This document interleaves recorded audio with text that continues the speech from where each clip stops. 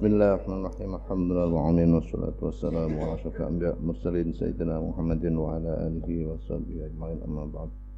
Subhanaka la ilma lana illa ma 'allamtana innaka antal alimul hakim. Rabbi shrah li sadri wa yassir li amri wa tammi lisani yafqahu qawli.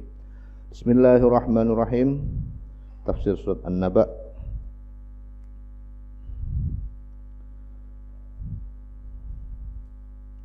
Ayat 5. A'udzubillahi minasyaitonir rajim. Bismillahirrahmanirrahim.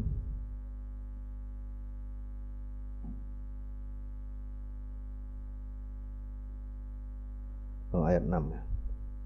Alam naj'alil ardha mihajan. Alam naj'alil ardha ana ta ora ndadekaken kita. Allah al-ardha ing bumi mihadan ing hamparan. Firasan tegese lemek kal muhdi kayak permadani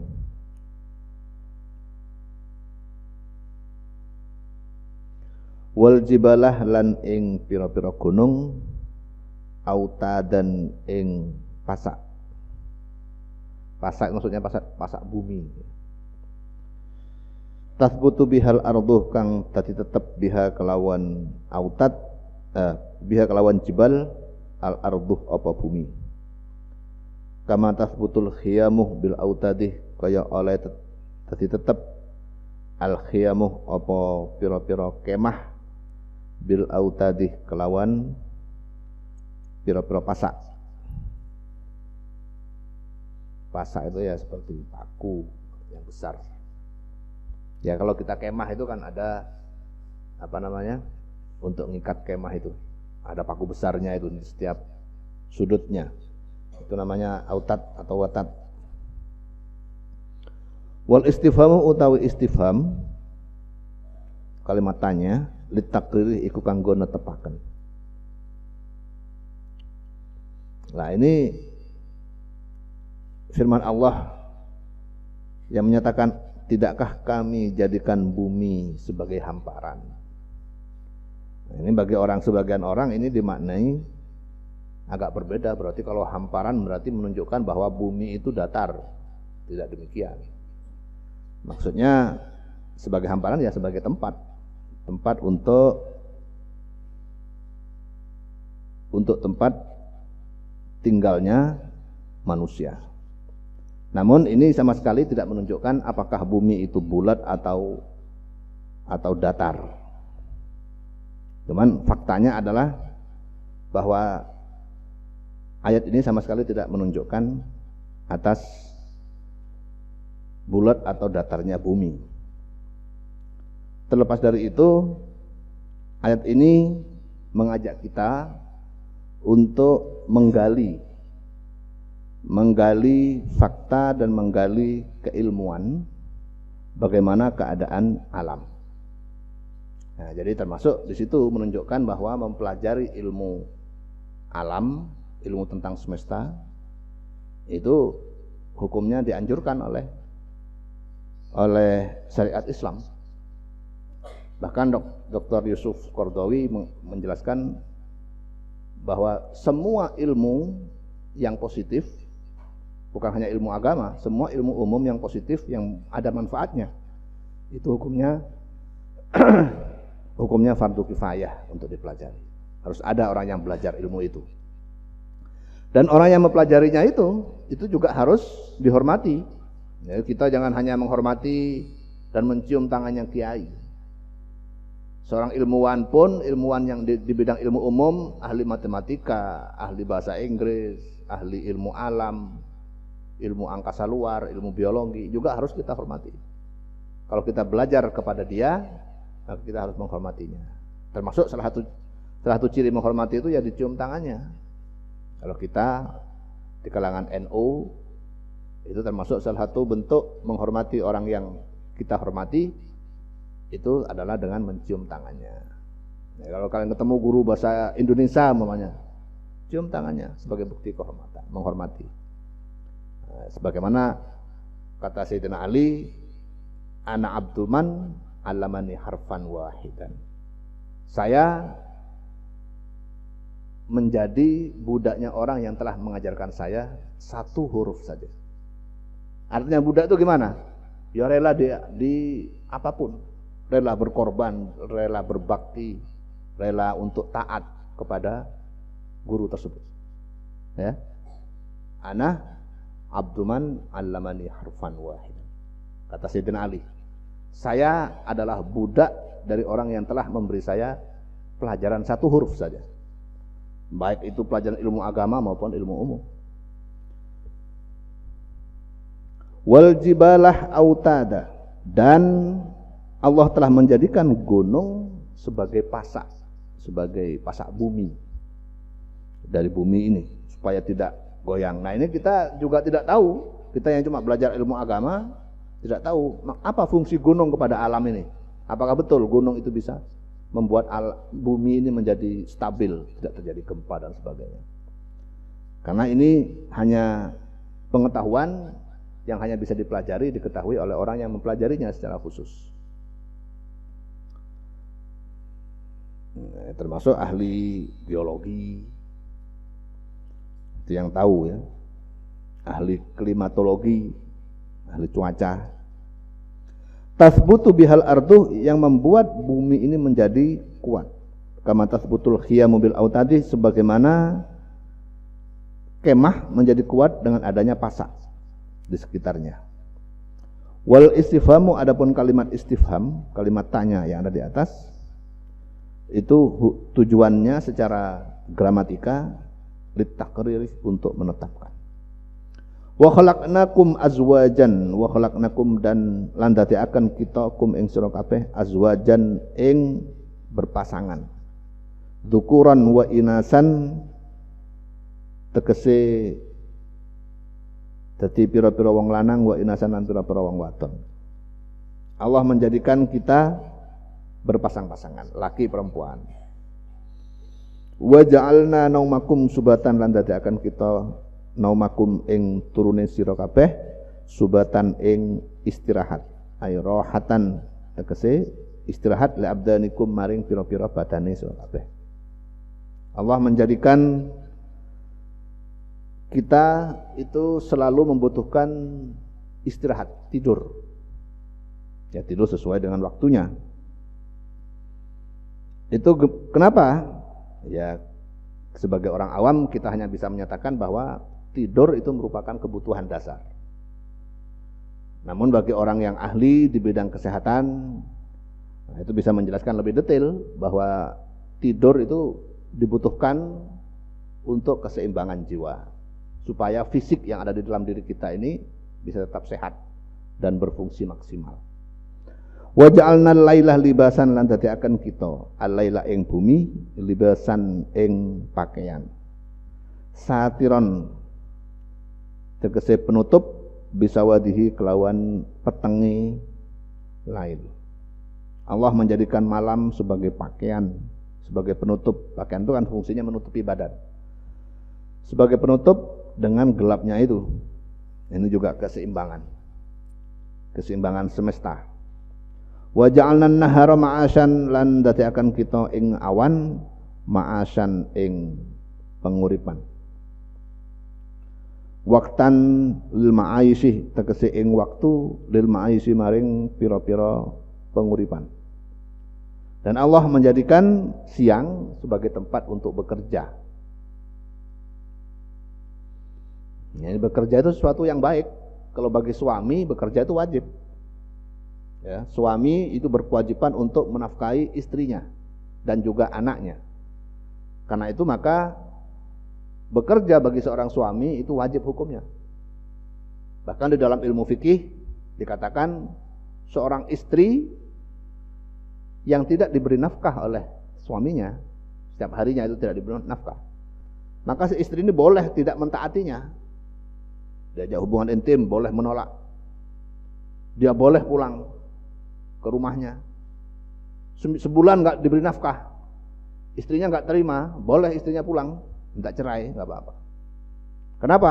Karena hak suami untuk ditaati itu bersamaan dengan kewajiban suami untuk menafkahi.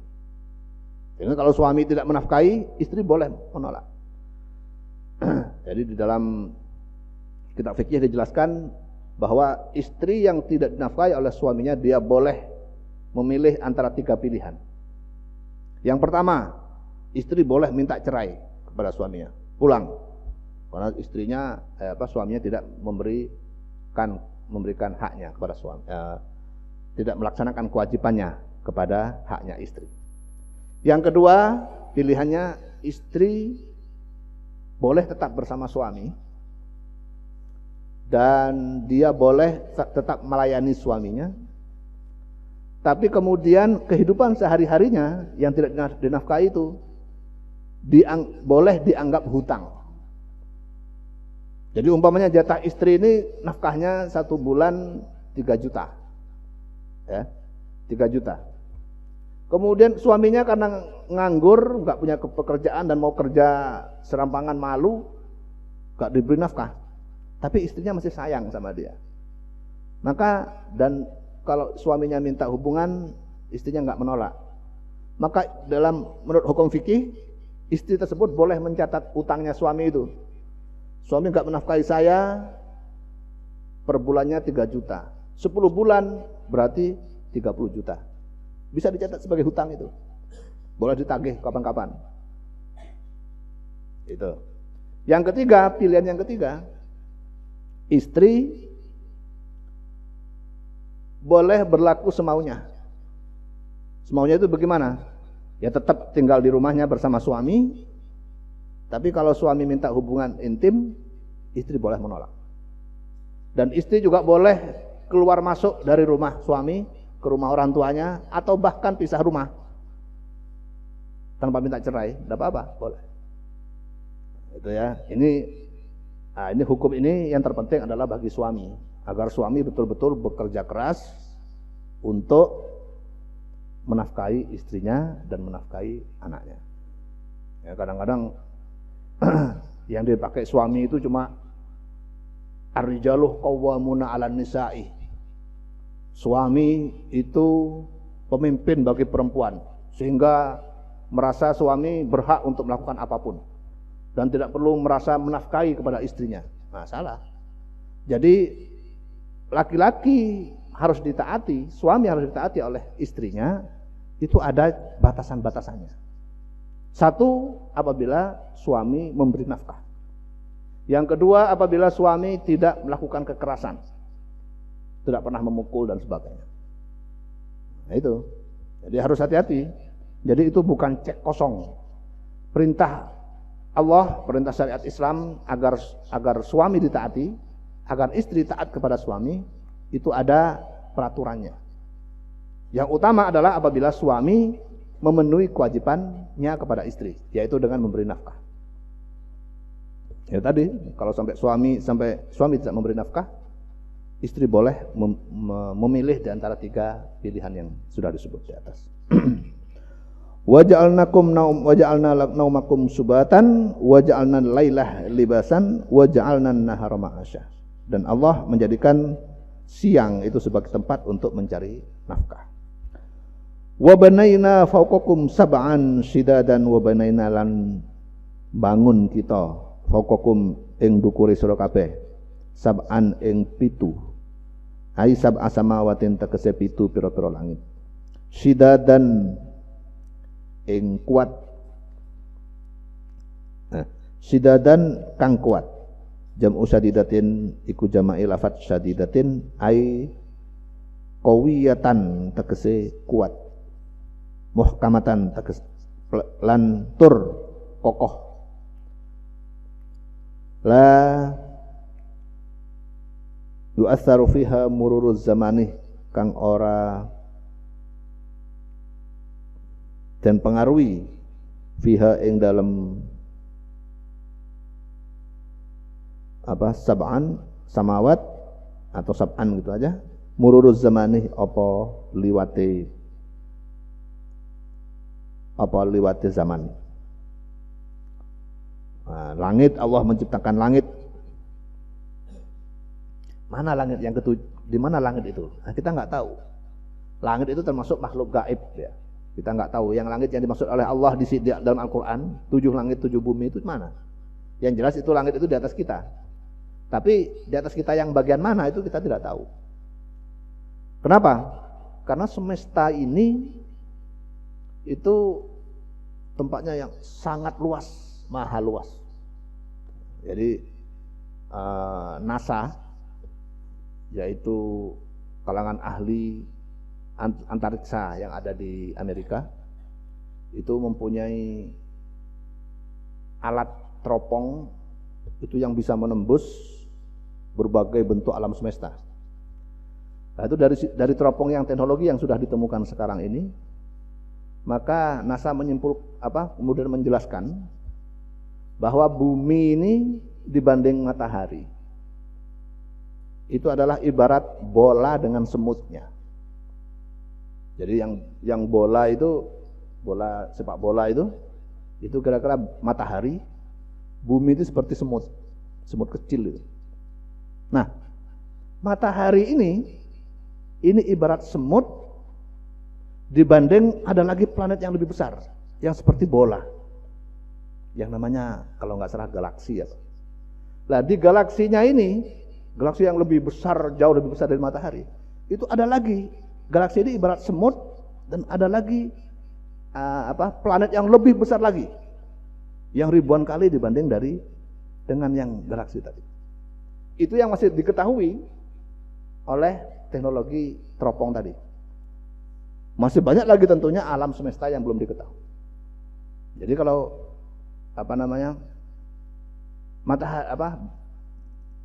langit yang tingkat 7 yang mana itu kita tidak tahu. Yang dimaksud di sini. Nanti baru tahu mungkin nanti setelah di akhirat nanti setelah hari kiamat. Tapi intinya adalah bahwa Allah menciptakan 7 lapis langit yang kita tidak tahu di mana lapis langit itu. Karena apa? Karena semesta ini ya seluruh alam ini itu maha luas dan kita hanya menempati bagian terkecil dari semesta itu, yaitu bumi ini. Wa ja'alna sirajan wahajan, wa ja'alna lan akan kita Allah sirajan ing pelita muniran kang nerangi. Allah menjadikan pelita, yaitu bintang itu yang menerangi, wahajan bukan bintang ya, matahari. Wa ja'alna akan sapa kita sirajan ing pelita muniran kang nerangi, wahajan tur sangat terangi. Wiqadan kang nerangi, yakni ngarepaken sapa Allah as-syamsah ing matahari. Allah menjadikan matahari sebagai tempat yang sebagai planet yang mempunyai cahaya yang sangat kuat yang menerangi. Matahari bukan hanya menerangi, tapi juga banyak fungsi-fungsi lain. Menerangi bumi, membuat tanaman-tanaman di bumi ini bisa hidup. Tanpa matahari tanaman ini tidak bisa hidup. Juga manusia bisa hidup dengan adanya matahari.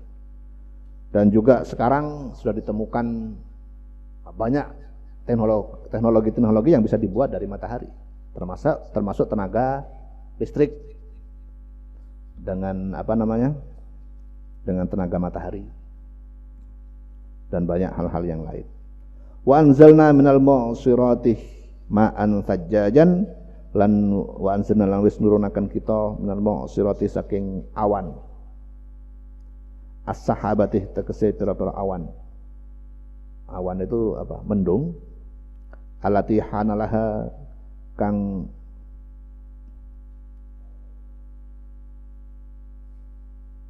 ay hanalaha allati hanalaha antam turah kal mu'siril jariyati allati danat minal haidih, allati hanat kang wis tiba waktunya, laha katwe mu'sirat antam turah ing yen to ngudani sapa apa mu'sirat kal mu'siril jariyati kaya wong wadon alati danat kang cedhak apa alati minal haidi saking haid. Yang musirat itu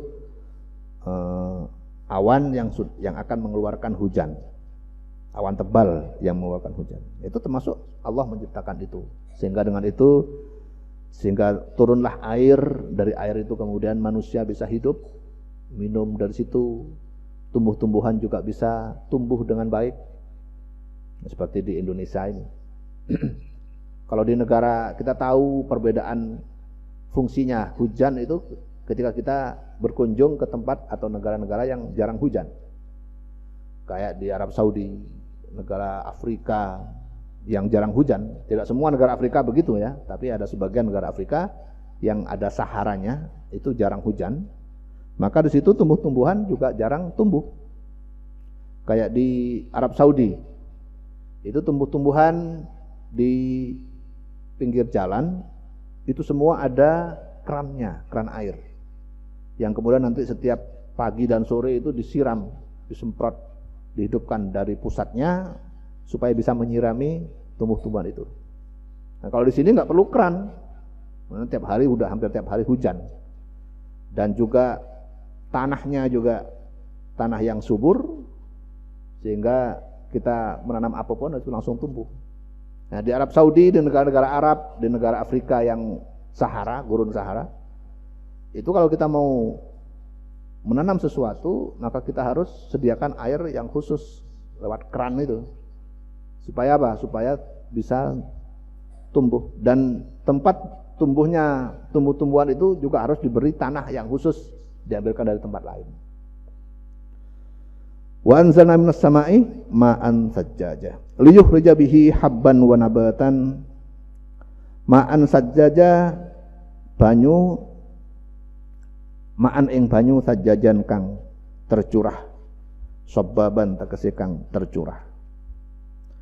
Linukhrija bihi habban wa nabatan, linukhrija supaya ngetokaken kita bihi kelawan ma', bihi sebab ma', habban ing biji-bijian, kalhintoti kayak gandum, wa nabatan lan tanam-tanaman, katinih kayak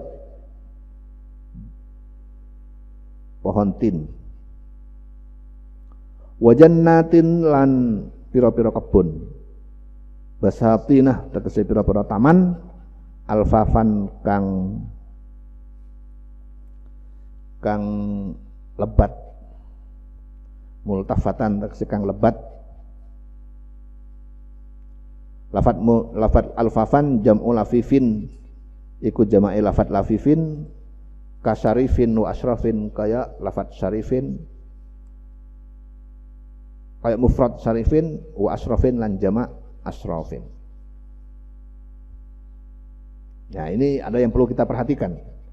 Allah berfirman, wa ja'alna sirajan wahajan wa anzalna minal mu'sirati ma'an sajjajan.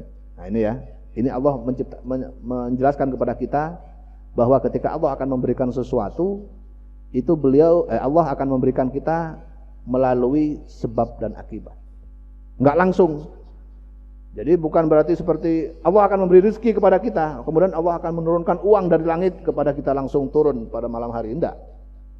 Tapi Allah akan memberikan yang rezeki kepada kita melalui cara-cara, melalui perantara-perantara yang disebut dengan hukum sunnatullah. Sunnatullah itu adalah hukum sebab akibat. Jadi ketika Allah akan memberikan kita buah semangka, pohon, maka Allah akan memberikan kita melalui proses-prosesnya. Yang pertama ada matahari, yang kedua kemudian kita akan diberi air, yang ketiga kita akan diberi tempat untuk menanam buah itu, baru kita akan mendapatkan buah. Nah ini di sini. Yang pertama, wa ja'alna sirajan wahajan. Allah menjadikan matahari diberikan kepada manusia. Kemudian wa anzalna minal mu'sirati ma'an tajjajan. Setelah matahari, kemudian Allah menurunkan air. Jadi matahari dan air diberikan Allah kepada kita. Tujuannya apa? linukhrija bihi habban wa nabatan, agar Allah bisa memberikan habban, biji-bijian, wa nabatan, dan tumbuh-tumbuhan kepada umat manusia. Dari tumbuh-tumbuhan itulah maka bisa dengan matahari dan air, maka Allah memberikan padi, beras kepada manusia kalau di Indonesia. Tapi itu pun dengan syarat, apabila dengan adanya matahari, adanya air, itu Allah akan memberikan kita padi atau beras dengan catatan apa? Dengan catatan kita kemudian bercocok tanam. Pergi ke sawah, di sawah kita kemudian kita menanam, setelah itu kita tunggu tanaman itu sampai kita memanen, barulah Allah memberikan kita padi, beras untuk kita masak sehari-hari. Nah, ini menunjukkan bahwa Allah ketika akan memberikan sesuatu kepada kita, maka Allah akan memberikan jalannya, dan jalan tersebut harus kita tempuh kalau kita ingin mencapainya. Allah akan memberikan ilmu kepada kita, tapi bukan langsung ilmu dimasukkan ke dalam otak kita, enggak. Kita diberi jalan. Apa jalannya? Satu, kalian datang ke pondok. Nah, itu berarti sudah jalan untuk bisa mendapatkan ilmu. Setelah sampai ke pondok, kemudian kita belajar di madrasah diniyah dan di sekolah formal, juga di pengajian seperti itu. Setelah belajar, kemudian kalian para santri pulang ke kamarnya membaca apa yang sudah dipelajari. Maka disitulah baru Allah akan memberikan ilmunya kepada orang-orang tersebut. Ya, gitu. Jadi ketika kita berdoa, Rabbi zidni ilma warzuqni fahma, ya Allah berilah saya rezeki ilmu, warzuqni fahma, dan berilah saya rezeki pemahaman supaya saya bisa memahami penjelasan dari ustadz, dari kiai. Nah, itu jalannya bukan langsung ilmu itu langsung diberikan oleh Allah kepada kita, enggak. Tapi dengan cara melalui proses-proses yang tadi itu. Satu, datang dari rumah kita ke pondok, kemudian kita mengikuti semua pelajaran yang ada di pondok, kita belajar lagi di kamar kita, dipelajari, di waktu jam belajar dipelajari, baru di situ kita dapat ilmunya. Jadi tidak ada sesuatu, intinya adalah untuk mencapai sesuatu tidak ada yang instan. Kita kita akan berhasil mencapai sesuatu apabila kita melalui tahapan-tahapan yang sudah ditentukan. Gitu. Yang instan itu cuma mie instan. Kita beli mie langsung masak. Tapi kalau di luar itu, untuk mendapat rezeki, untuk mendapatkan ilmu, semua harus melalui tahapan-tahapan tadi itu. Allah saja ketika memberikan rezeki kepada manusia, itu melalui berbagai macam tahapan. Ini sebagaimana disebut di dalam surat An-Naba ayat 14 sampai seterusnya. Allah ketika akan memberikan rezeki kepada manusia, maka dia yang pertama membuat matahari dulu. Yang kedua, memberikan air melalui hujan atau air sumber. Kemudian yang ketiga, memberikan tanah untuk ditanam.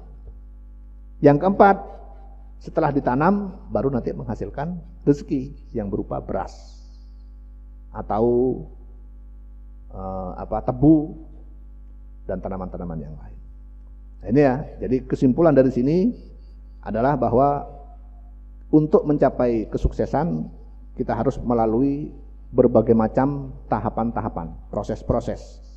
Dan semua proses itu harus kita lalui.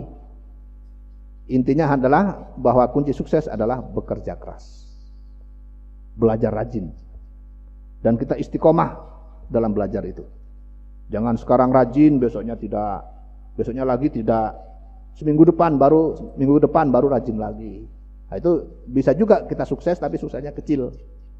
Kita baru bisa sukses dengan benar, dengan maksimal apabila kita istiqomah di dalam mencapai tujuan yang ingin kita capai. Inna yaumal faslih kana miqatan, innal yaumal faslih satuhune dina keputusan bainal khalaiqi, maksudnya yaumul faslih ini maksudnya hari kiamat. Inna yaumal faslih satuhune dina keputusan atau hari kiamat bainal khalaiqi ing dalam antarane pira-pira makhluk. Kana iku ana apa yaum miqatan iku den tetepaken. Waktan apane waktune lisawabih maring pahala wal iqabi lan siksa. Yauma yunfahu fis suri, yauma yunfahu ing dalam dina yunfahu den tiup apa fis suri ing dalam sangkakala trompet. Al qarni tegese trompet.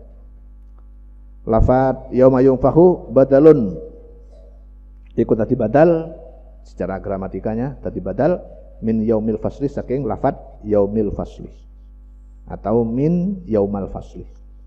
Au bayanun lahu utawa tadi ataf bayan lahu maring yaumal fasli. Wan nafikhu israfilu wan nafikhu utawi wong kang atau makhluk kang niup israfiluh iku malaikat Israfil.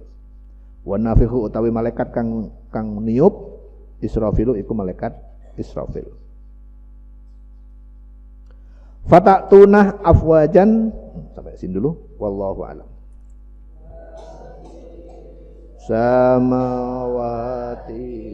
ula dari wa alimna wa atina ya rabbi bi husnil.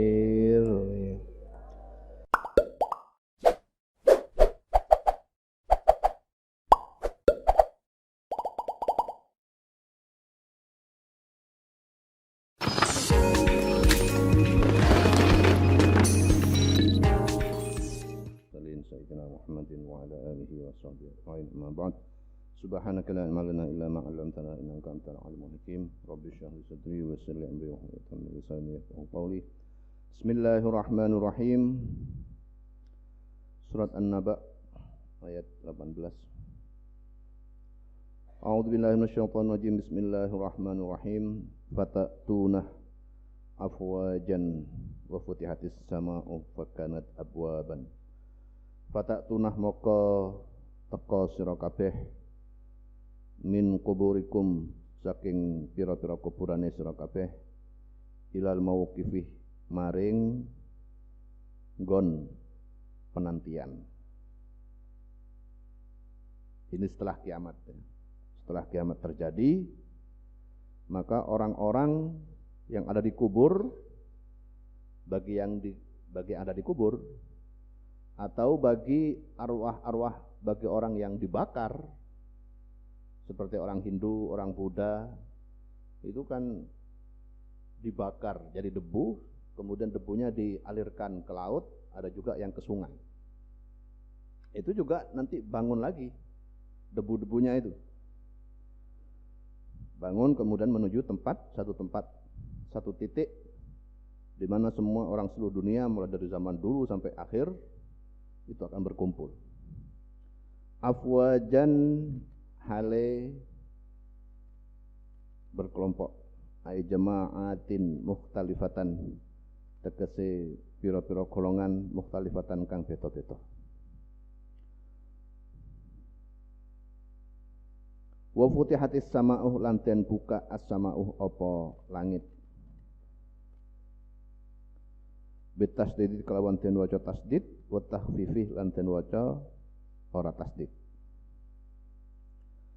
Syukkikat tegese den belah apa sama linuzulil malaikati krana mudune pira-pira malaikat. Lafaz malaikatun itu jamak ya. Kalau mufradnya malakun. Tapi di dalam bahasa Indonesia baik mufrad maupun jamak tetap pakai malaikat. Karena orang Indonesia ngambil yang lebih gampang diingat.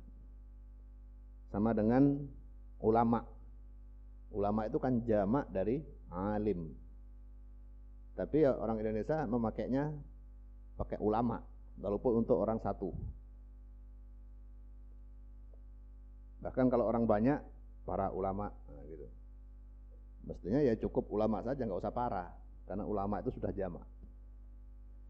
Tapi itu sudah menjadi bahasa Indonesia. sama dengan umarok. Ulama itu berarti orang piro-piro wong alim, umarok piro-piro pemerintah. Fakanat abwaban, fakanat moko ono apa sama abwaban iku piro-piro lawang. Zat abwabin tegese anduweni piro-piro lawang. Malaikat turun dari langit dan terdapat melalui beberapa pintu. Ya, sekali lagi seperti yang saya jelaskan sebelumnya, kita itu tidak tahu yang dimaksud langit itu apa, yang mana. Karena semesta ini begitu luas dan bumi, langit, bulan, bumi, matahari, bulan itu hanya bagian kecil daripada semesta.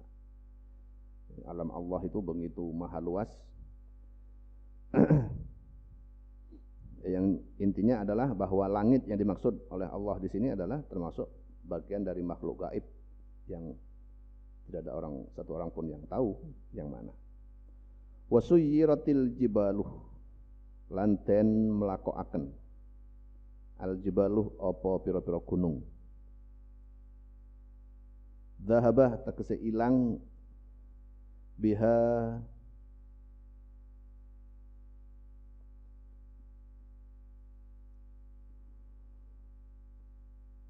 kalawan jibal an amakiniha saking pira-pira panggonane jibal. Pada hari kiamat seluruh gunung-gunung itu berjalan. Nah, ini contohnya yang terbaru bisa dilihat seperti yang ada di Donggala itu, di mana ada fenomena ekuifaksi.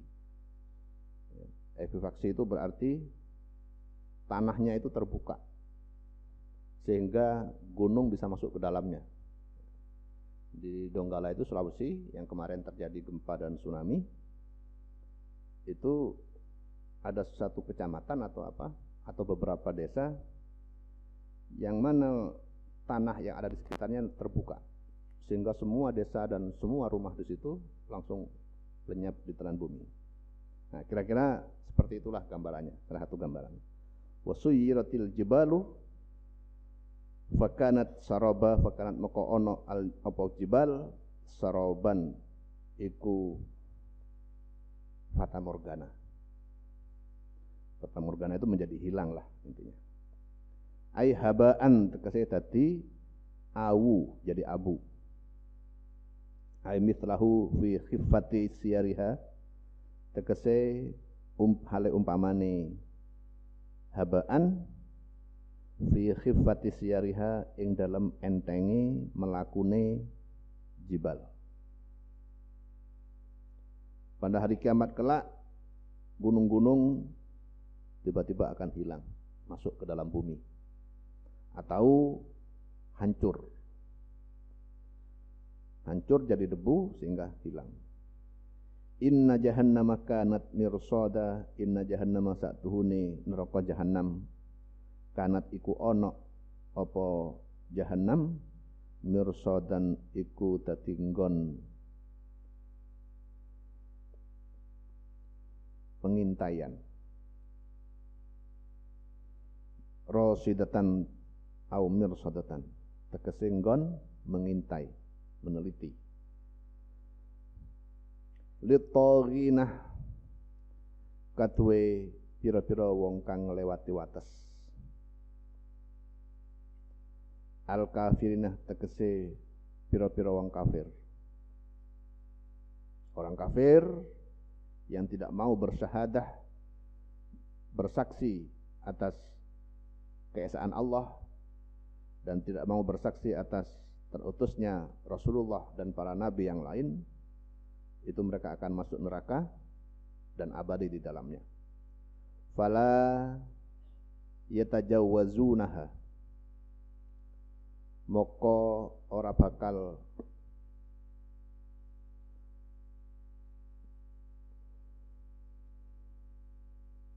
iso ngelewati sapa taghin atau kafirin ha ing jahannam.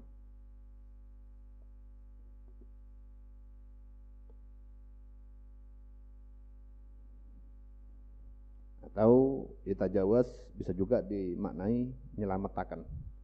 Ora bisa nyelametaken awake dhewe sapa kafirin ha ing jahannam.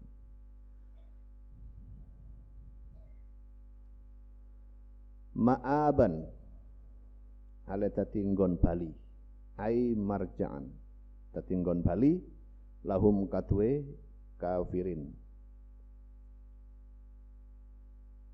Fayadkhulunaha maka bakal mlebu sapa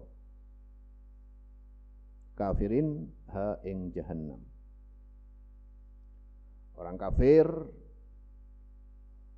yakni orang yang sampai akhir hidupnya tidak mau mengakui keesaan Allah dan terutusnya Rasulullah, mereka akan otomatis masuk ke dalam jahannam.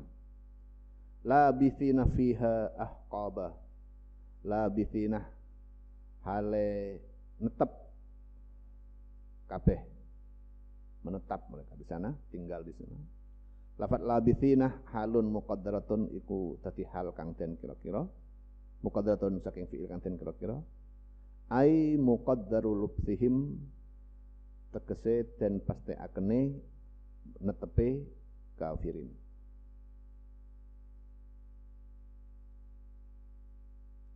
Menurut ahli tafsir, labithin maksudnya adalah orang kafir dipastikan akan menetap di sana, di neraka jahanam. Fiha ing dalam jahanam ahqaban hale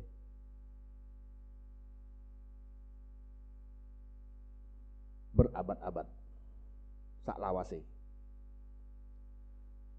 Duhuron la nihayatalaha tegese pira-pira mangsa la nihayatalaha kang ora ana tutuk, ora ana akhir iku maujud laha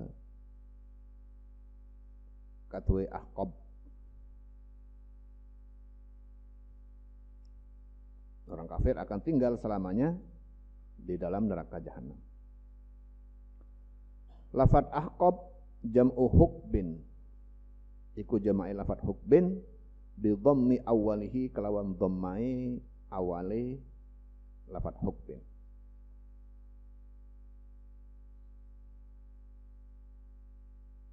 Nah ini, jadi Allah di sini sekali lagi menegaskan bahwa sama dengan kehidupan dunia, kehidupan di akhirat pun ada yang disebut dengan reward and punishment. Ganjaran, penghargaan, dan juga hukuman. Di dunia kita juga mengenal itu. Mulai dari ketika orang tua kita mendidik kita waktu bayi, waktu balita. Itu juga kalau anak kecil berbuat baik, dia selalu dipuji oleh orang tuanya. Tapi kalau berbuat tidak baik, dimarahi orang tuanya. Kemudian sekolah TK, SD, juga guru memperlakukan kita dengan sistem penghargaan dan hukuman. Yang rajin belajar dapat rapornya bagus, yang akhlaknya bagus juga ada penilaian di situ, kelakuan baik sekali. Tapi kalau anaknya tidak rajin, budi pekertinya atau akhlaknya kurang bagus, ada penilaian di rapor itu. Ada penilaian kurang baik, perilakunya kurang baik, dan bahkan ada hukumannya lebih besar kalau sampai dia tidak ikut, jarang masuk sekolah dan sebagainya, rapornya merah semua, tidak naik kelas. Sampai begitu, sampai kalian juga sampai ke pesantren, sama, ada penghargaan dan ada hukuman. Dalam jangka panjang antara hidup dan kehidupan setelah mati juga berlaku itu. Allah juga memperlakukan sistem penghargaan dan hukuman. Bagi orang yang taat kepada Allah, mengikuti syariat Allah, syariat Islam, maka mereka akan mendapatkan ganjaran, pahala, penghargaan. Sebaliknya bagi orang yang tidak mau beriman kepada Allah, maka mereka akan mendapatkan hukuman. Yaitu di sini disebutkan mendapatkan hukuman neraka jahanam. Nah, siapapun yang tidak memperlakukan sistem penghargaan dan hukuman, maka nanti orang yang tersebut tidak akan bersikap maksimal. Jadi kan ada kadang-kadang ada orang tua yang memperlakukan anaknya selalu dipuji. Anaknya berbuat baik ya dipuji, anaknya berbuat nakal juga tetap dipuji, nggak dihukum. Maka ini akan menghasilkan suatu produk, menghasilkan anak yang tidak baik, menjadi anak manja dan anak yang tidak bisa diatur. Jadi memang orang tua yang baik itu adalah orang tua yang mau menghargai kepada anaknya yang berbuat baik dan mau menghukum kepada anaknya yang berbuat salah. Itu salah satu rumus supaya anak kita menjadi anak yang baik. Makanya kadang-kadang anak yang manja itu sering terjadi pada kasus di mana seorang anak itu ikut kakeknya atau neneknya. Nggak dididik langsung oleh orang tuanya. Kenapa? Karena kakek, nenek atau mbah itu kadang-kadang mendidiknya beda dengan orang tuanya. Karena mbah itu saking sayangnya kepada cucu sehingga apapun yang diminta oleh cucunya diberikan. Walaupun cucunya ini berbuat nakal tetap nggak dimarahi atau nggak dihukum. Sehingga kadang-kadang anak yang ikut kakeknya itu cenderung susah diatur, baik di rumahnya ataupun ketika dia mondok. Ini sering terjadi pada kasus di mana orang tuanya cerai atau orang tuanya pergi ke kerja di luar negeri, jadi TKW, TKI, di mana kemudian anaknya dititipkan kepada mbahnya. Nah, ini sering terjadi, kemudian anak ini kemudian menjadi manja, tidak mau disalahkan, tidak mau dikritik, tidak tahan terhadap kesulitan. Karena anak disuruh mondoknya nggak kerasan, karena sudah biasa dimanja oleh kakek atau neneknya. Ataupun langsung ada seorang orang tua yang lama tidak mendapatkan anak, dapat 5 tahun atau 10 tahun baru dapat anak, punya anak. Senang sekali. Dari senangnya sehingga dia dimanja betul. Apa yang diinginkan oleh anaknya dikasih.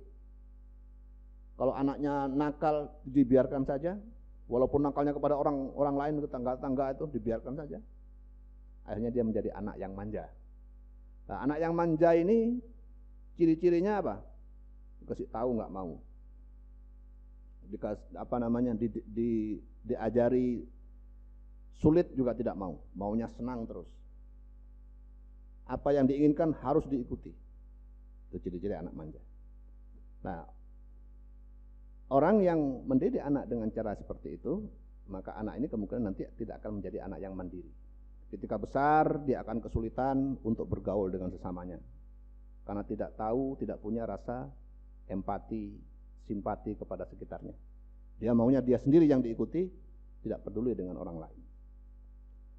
Nah, jadi selama hidup, mulai dari kecil sampai besar, sikap cara pendidikan reward and punishment atau penghargaan dan hukuman itu harus selalu diberlakukan. Di pondok yang memberlakukan sistem ini dengan baik, maka akan menghasilkan santri-santri yang baik.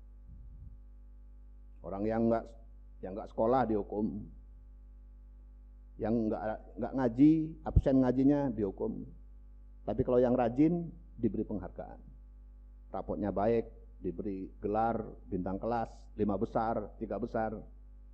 Nah, itu memang cara pendidikan yang diajarkan oleh Allah, dan kita sebagai manusia mengikuti cara itu.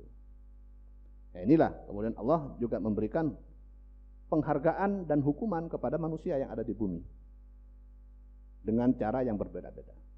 Secara garis besar, yang baik ada di surga, yang buruk ada di neraka. Tentu ada di antara yang tengah-tengah itu. Ada umat Islam yang sudah mau beriman kepada Allah dan mengakui kerasulan Rasulullah, tapi pada waktu yang sama dia masih berbuat dosa. Itu ada yang tengah-tengah. Dan intinya adalah kita di dalam mendidik, pendidikan yang berhasil itu ditandai dengan adanya penghargaan dan hukuman. Harus selalu itu.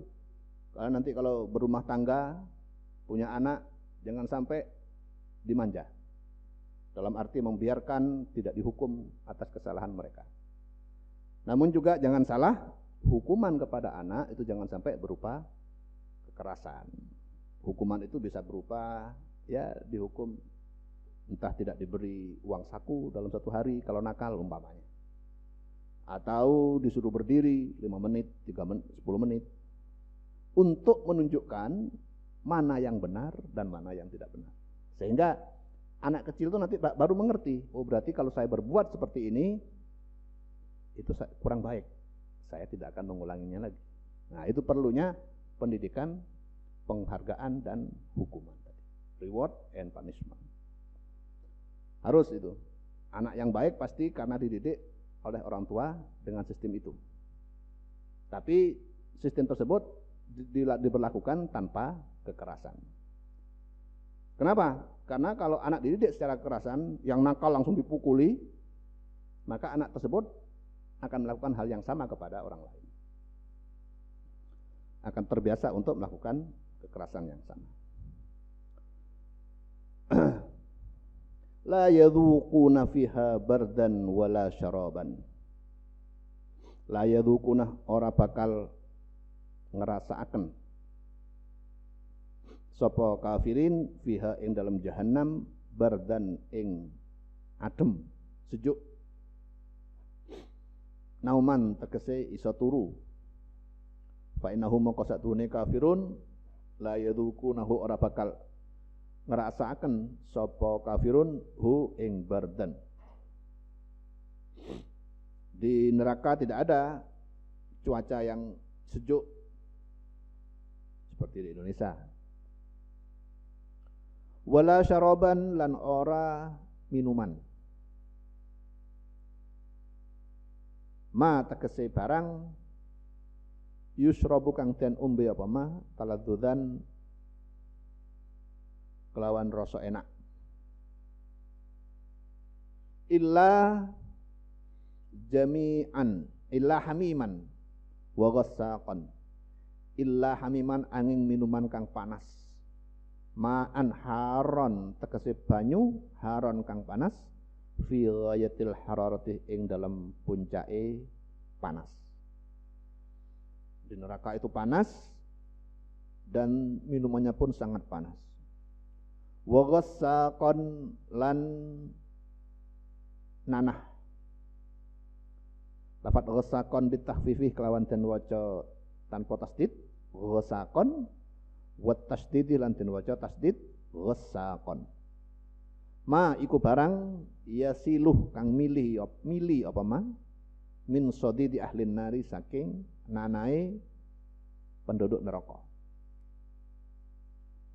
Yang ada di neraka itu nanah yang mengalir banyak dari teman-teman sekitarnya. Fa innahum yadhuqunahu fa innahum maqasatuhune kafirin yadhuqunahu bakal ngrasakaken sapa kafirin hu ing ghassaq ing nanah tadi. Juwizu bidzalika. Juwizu tegese den paringi sapa kafirin bidzalika kalawan mengkono-mengkono syarab atau ghassaq. Jazaan wifaqa hale dadi balesan wifaqa kang setimpal. Kenapa orang kafir, orang yang ahli maksiat itu kok dimasukkan ke neraka yang tempatnya begitu sangat menyiksa? Kenapa? Jazaan wifaqa, karena itu merupakan balasan yang adil, yang setimpal bagi orang yang berbuat buruk. Sama dengan anak dihukum oleh orang tuanya karena berbuat nakal. Atau murid dihukum oleh gurunya karena melanggar aturan. Itu adalah hukuman yang setimpal, tindakan yang setimpal. Justru kalau ada orang yang nakal kemudian justru diberi penghargaan, itu namanya nggak adil. Tidak adil kepada orang yang berbuat baik.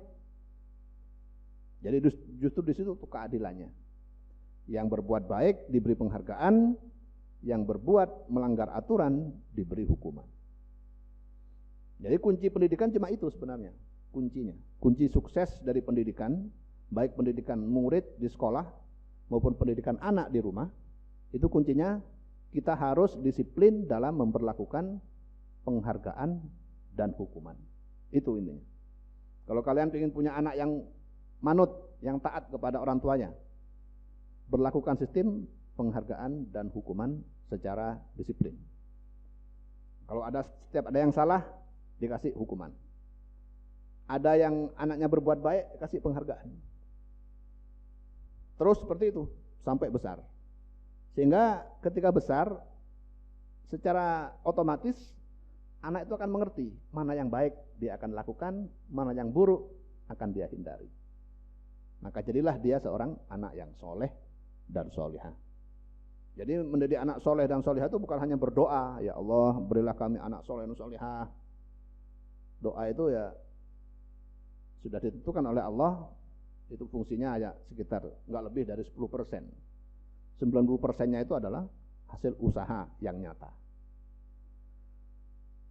La yarjuna jazaan wifaqa ay muwafiqon li amalihim, muwafiqon tegese nyocoki li amalihim maring amale kufar. Fala dzambah a'dhama minal kufri, moko ora ana dosa iku maujud a'dhamah iku kang luwih gedhe minal kufri saking kekufuran. Wala adzabah a'dhamu minan nari, lan ora ana siksa atau a'dhamah kang luwih gedhe minan nari tinimbang saking neraka. Innahum kanu la yarjuna hisaban, innahum satune kafirun kanu iku ana sapa kafirun iku la yarjuna orang ngarep sapa kafirun ya khafuna tegese wedi sapa kafirun hisaban ing perhitungan ing hisab. Li ingkarihim al ba'tsah, krana ingkari kafirun al ba'tsah ing hari kebangkitan. Orang kafir sangat takut kepada hisab di hari kiamat itu. Kenapa? Karena mereka aslinya tidak percaya. Ternyata kok ada betulan. Orang-orang ateis, orang yang tidak beragama, tidak mau mengakui Tuhan, itu mereka berkeyakinan dengan keyakinan yang seyakin-yakinnya bahwa kehidupan itu hanya kehidupan dunia saja. Setelah selesai dunia ya sudah. Tapi Quran sudah memastikan, di mana Quran ini adalah maha benar, la raiba fihi, hadzal kitab la raiba fihi. Tidak ada keraguan atas kebenaran kitab Quran. Ketika Quran menyatakan bahwa akan ada hari kiamat yang akan memperhitungkan amal-amal perbuatan manusia ketika di dunia, maka otomatis itu pasti adanya 100%. Wa kadzabu bi ayatina, wa kadzabu lan ora percaya sapa kafirun atau nggorohaken sapa kafirun bi ayatina kelawan pira-pira ayat kita Al-Qur'ani, nyatane Quran. Kidzaban kelawan gorohaken temenan. Ai takdziban kelawan gorohaken temenan.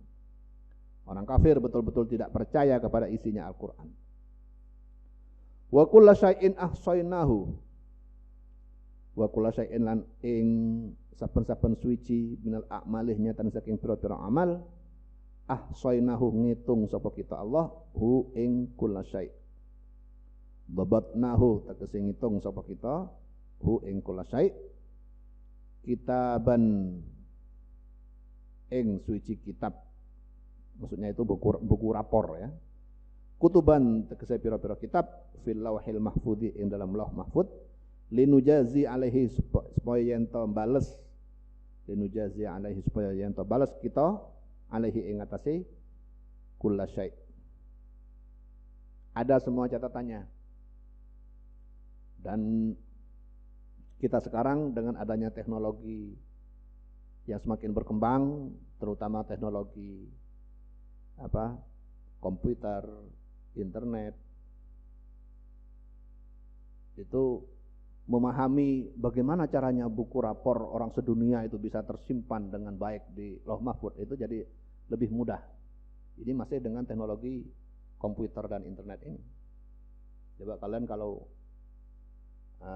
yang mungkin dari orang yang dari jauh ya, mungkin kalian sudah pernah naik mobil, itu kan bisa kita memakai Google Maps. Yang Google Map-nya itu ada suaranya.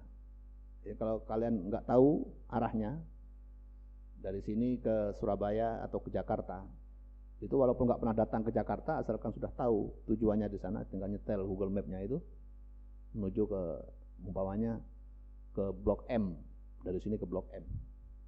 Nah, itu nanti dari Karangsuko sampai ke Blok M Jakarta itu dituntun oleh Google itu. Belok kiri 500 meter lagi, belok kanan 200 meter lagi, belok kiri lagi, sampai ke Jakarta. Dan yang dilayani oleh Google itu bukan hanya kita. Jutaan orang di seluruh dunia juga dilayani oleh itu. Satu Google itu. Nah, sama dengan ini. Jadi itu hal yang sangat mudah. Bagaimana mungkin kita tercatat amalan-amalan kita setiap detik? Sekarang aja sudah, teknologi sekarang aja sudah bisa menggambarkan itu. Jadi seluruh amal kita, mulai dari yang kecil, setiap perbuatan kita, setiap detik, itu ada catatannya. Di Lauh Mahfud, di rapor kita, buku rapor kita masing-masing. Oleh karena itu, sebisa mungkin kita ingat ini. Setiap kita akan berbuat jelek, kita harus ingat, aduh saya ini punya buku rapor. Nanti kalau buku rapor saya jelek, ini saya malu. Kita catat. Begitu juga kalau kita mau berbuat baik, kerjakan kebaikan itu dengan semangat. Karena kita yakin itu akan ada catatannya di Lauh Mahfud, tidak sia-sia. Walaupun mungkin oleh teman kita nggak dihargai perbuatan baik kita itu, nggak masalah, karena sudah ada catatan di buku rapor kita, nggak akan hilang catatannya. Jadi nggak perlu kita ingin dipuji manusia. Kalau nggak dihargai kemudian kita jadi mutung, jadi marah. Wah saya sudah capek, kerja capek kok malah masih disalahkan. Nggak usah begitu. Sudah ada catatan amal perbuatan kita di Lauh Mahfud. Itu nanti yang akan membalas. Balasan yang sebenarnya ada di situ. Wa kadzabu bi ayatina kidzaba. Kenapa orang kafir akan tidak percaya kepada adanya hari kebangkitan dan hari penghisab, hari hisab, hari penilaian? Ya karena mereka tidak percaya kepada Al-Qur'an. Padahal wa kullu syai'in ahsaynahu kitaban, bahwa semua amal perbuatan kita akan dicatat di dalam sebuah buku rapor yang terdapat di Lauh Mahfud. Kenapa kok dicatat? Linujaziya alaihi, karena Allah akan membalas kepada setiap perbuatan baik tersebut. Wa min dzalikah takdzibuhum bil Qur'ani, wa min dzalikah lan iku saking mengkono-mengkono mazkur takdzibuhum utawi nggorohakene kafirin bil Qur'ani kelawan Qur'an. Itulah sebabnya orang kafir kemudian tidak percaya kepada Quran, karena orang kafir tidak percaya kepada adanya hari kiamat dan hari pembalasan. Fadzuku falan nazidakum illa azaban, fadzuku moko ngrasakno sira kabeh, ai fayuqalu lahum moko bakal den ucapaken lahum maring kafirin fil akhirati ing dalam akhirat, inda wuqu'il azabi alaihim nalikane tumipone siksa alaihim ing atase kafirin, dzuku jazaakum, ngrasakno sira kabeh jazaakum ing balasane sira kabeh. Rasakanlah pembalasan kalian yang dulu tidak percaya kepada Allah. Rasakan pembalasan kalian yang tidak taat kepada Allah. Falan nazidakum illa adaban, maka ora bakal balas sapa kita Allah kum ing sira kabeh illa adaban angin ing siksa. Fauqa adzabikum, ing dalam dukure siksane sira kabeh. Innal muttaqina mafazan wallahu a'lam. Watin uladari wa alimna wa atibana ya Rabb husni